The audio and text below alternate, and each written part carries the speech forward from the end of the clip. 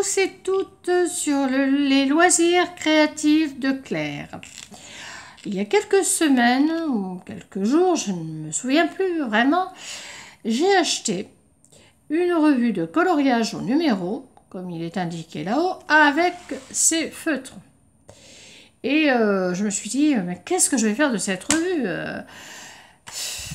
Bon, ils ont l'air bien ces feutres, mais aussitôt que j'ai ouvert la revue, je me suis aperçue que ça traverserait. Ça traverserait, et ça a traversé. Le feutre a traversé. Et en plus, on voyait les numéros. J'étais pas très satisfaite de mon achat.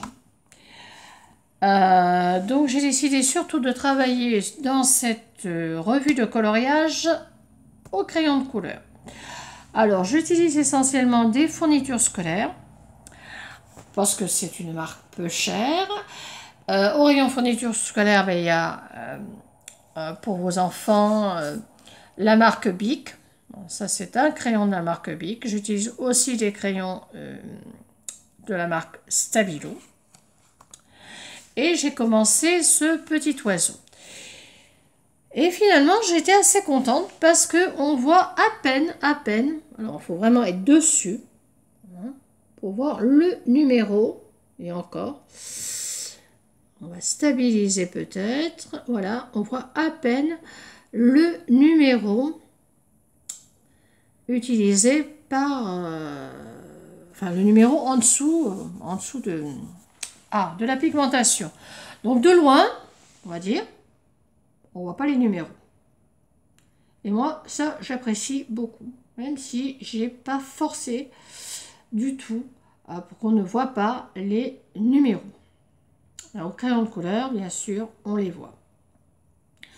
Mais on les voit moins que sur d'autres livres de coloriage que j'ai vus.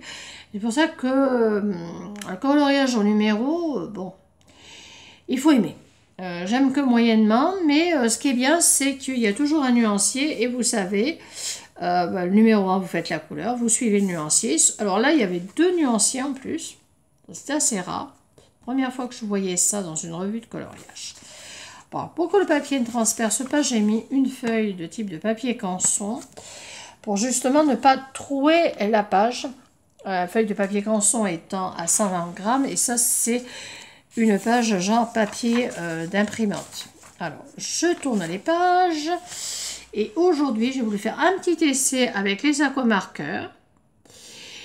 Et alors là, avec l'aquamarqueur, on ne voit pas du tout, ou presque pas. Peut-être sur le jaune, on voit un petit peu de près le numéro, mais de loin, on ne voit pas. Et ça, c'est ce que j'apprécie beaucoup, c'est de ne pas voir le numéro. Bien que le principe c'est de voir le numéro, mais je trouve que c'est un petit peu plus joli, mais c'est une question d'avis personnel, bien entendu. Là vous avez toujours le nuancier. Donc dans ce livre vous avez des dessins animaliers et des dessins floraux. Et puis vous avez aussi le niveau de difficulté, donc ça va de 1 à 3. Vous l'avez peut-être vu tout à l'heure, donc j'en suis au niveau 1. Alors j'ai mis derrière une feuille de papier canson, toujours pour ne pas abîmer la feuille. Sur la page de gauche, là nous avons des petits conseils. Et puis là, nous, sur la feuille de droite, on a le dessin.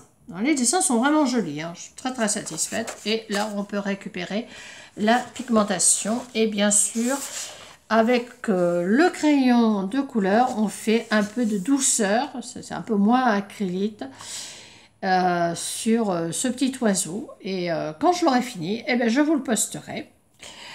Je vous promets toujours ça, mais je vais vraiment essayer de le faire et d'envoyer beaucoup plus de vidéos.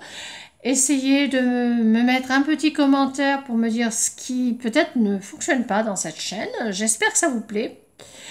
En ce moment, j'ai envie de faire du coloriage et pas autre chose. J'ai acheté du matériel pour faire de la carterie, donc je vous remontrerai des choses en carterie. Ça s'appelle les loisirs créatifs, donc ce sera varié, j'espère. Et je vous souhaite la meilleure santé du monde possible et je vous dis au revoir.